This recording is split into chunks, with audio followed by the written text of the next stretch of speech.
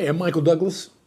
You know, I was doing some work here in the hotel room in which I'm staying, and I was listening to some music in the background, and a Whitney Houston song came on. And I thought to myself, this is a really good time for me to talk about her in a little bit more detail. Of course, there are many artists that I will talk about on this channel, but Whitney Houston, I really haven't really done a lot on her as of yet on this young channel. So I think that was a good time for me to say, hey, let me think of 3 tracks that when I think of Whitney Houston, I'm always thinking of at least one of these songs.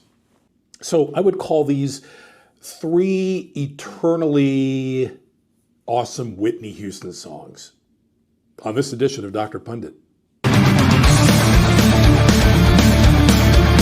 Hey, I'm Michael Douglas. Welcome to this edition of Dr. Pundit, where we talk about music, not medicine, and Whitney Houston. She was always known as the voice, and this year, more than 13 years after her untimely death, her music is still played worldwide, and I play her music all the time. And there are 3 songs that I want to talk about in this edition of Line Items, where we talk about 3 things with a common theme. In this case, Whitney Houston songs that I think always are associated with the artist in my mind, that I always think about at least one of these songs when I think of her name, whether I play her music or not. I know that says a lot. So, Whitney was a true talent and was ahead of her time. And, these artists always die the most tragically for whatever reason. And some people, I think the good in a lot of people, want to think that at least they could go out with some modicum of career achievement and respect.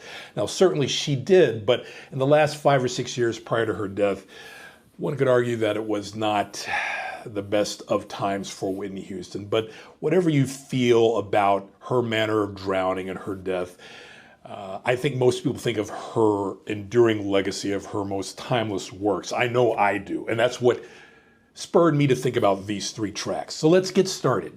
Now, these 3 songs, I think, are 3 songs that have stood the test of time, and I think will be played 100 years from now.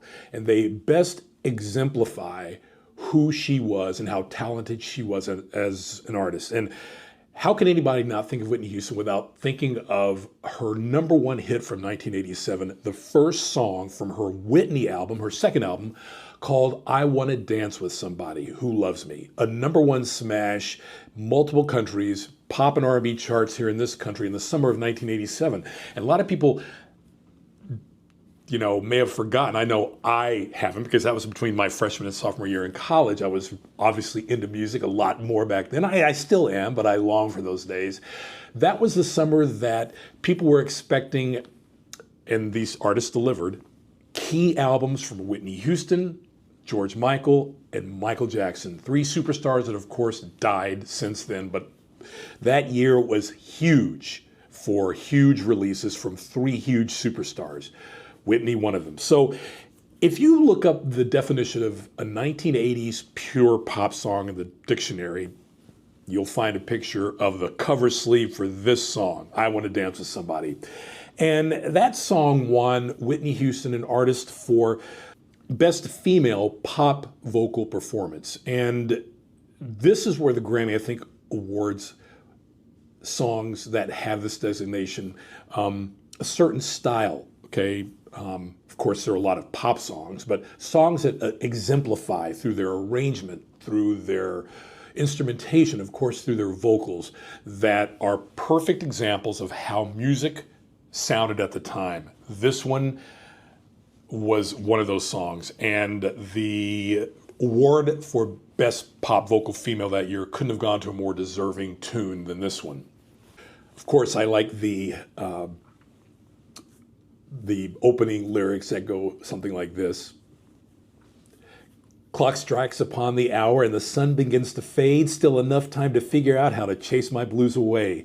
I've done all right up till now. It's the light of day that shows me how. And when the night falls, loneliness calls. Oh, I want to dance with somebody. I want to feel the heat with somebody. Yeah, I want to dance with somebody who loves me. that song is indelible. And when I always think of Whitney Houston, that one probably comes to mind the most.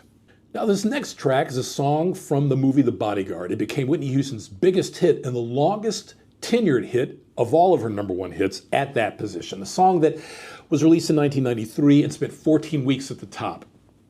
Now, the song was originally released by Dolly Parton as kind of a breakup song to her longtime business associate and duet partner, Porter Wagoner, who has been deceased for a long period of time. But Dolly and Porter released several songs and albums together in the late 60s and early 70s.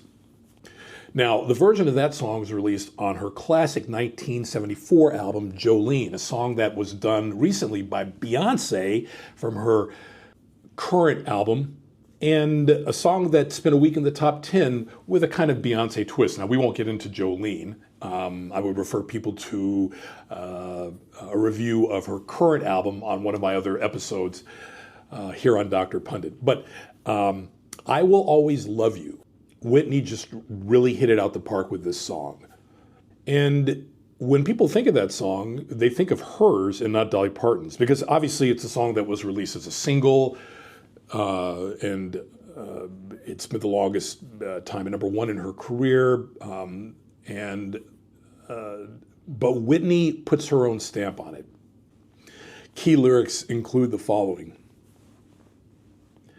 If I should stay, I would only be in your way. So I'll go, but I know I'll think of you every step of the way. And I will always love you. I will always love you. I Will Always Love You, a number one smash from 1993 by Whitney Houston. I think of that song when I think of her, but not as much as I Want to Dance with Somebody. Now, this last track I think about, and you know, Whitney Houston didn't write her own music. That's why I think she was called the voice. That was her true talent. She could sing, you know, the phone book, that often used phrase, and it would sound fantastic. And a lot of what she did was written for other artists and sung by other artists. This last song that I'll talk about is another example of that. Of course, we just talked about I Will Always Love You, a song done originally by Dolly Parton.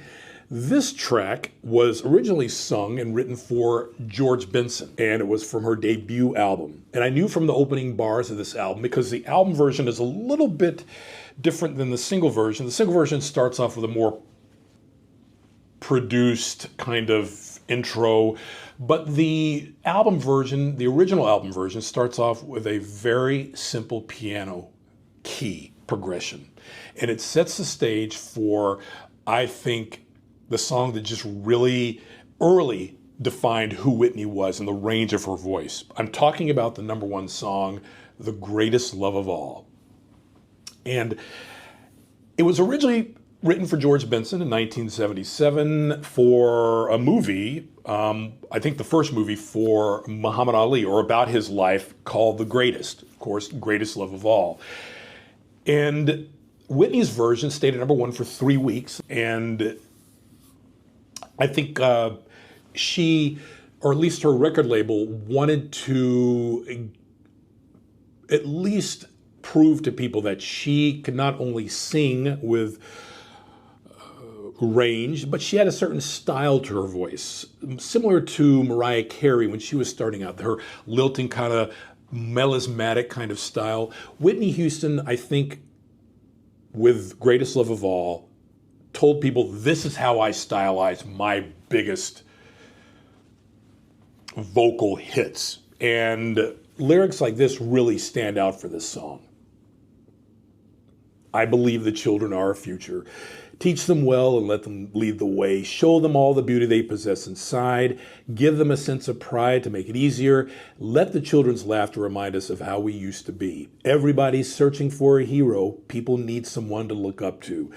I never found anyone who fulfilled my needs, a lonely place to be, and so I learned to depend on me. And now, as you hear those lyrics, you can certainly see how they apply to something like a Muhammad Ali biopic. But if you kind of broaden your horizons, they could be sung about any facet of a society in which we want to treasure and nurture. And I think Whitney really brings it out on this song, Greatest Love of All. sometimes known as the greatest love of all. And those are three tracks I think of at least one of them every time I think of Whitney Houston. And again, my bias is toward her dance hit, I Want to Dance with Somebody Who Loves Me. But the other two tracks, I Will Always Love You and Greatest Love of All, are very worthy contenders. And I think these are three timeless tracks from Whitney Houston that'll be played forever. And that will always be an essential part of her canon. And I'm happy to make them three line items that I think will always stand the test of time, at least with respect to the criteria on this channel. I'm Michael Douglas, and if you like what you see here, please don't hesitate to like and subscribe. That helps me give more of this to you. It helps me in the algorithm. But, you know, like I always say, if I just had one subscriber, it doesn't matter, because once I put these videos out, that's where they'll always be. Please share them with your family and friends. And as the late, great Barry White always used to say, let the music play. And I'll see you on the next video.